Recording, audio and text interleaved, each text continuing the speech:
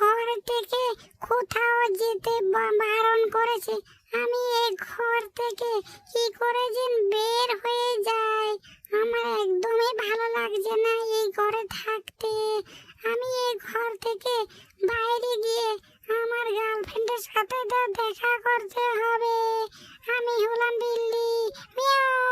আমি ঘর থেকে বের হবই হব, মালিক যা কিছু বলুক না কেন আমি ঘর থেকে বের হতেই হবে আমাকে। আমি পালিয়ে যাই এখান থেকে। আরে আমার বিল্লিটাকে বললাম আমি ঘর থেকে না বের হতে, এই বিল্লিটা আমার কথা না শুনে কোথায় যে গেল বিল্লিটা।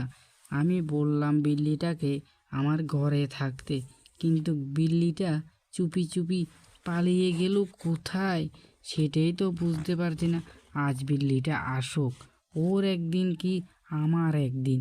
আমি বললাম আমার ঘরে থাকতে, কিন্তু কোথায় যে গেল সেই জানে। আমি এখন ঘরে এসে দেখি আমার বিল্লিটা নাই।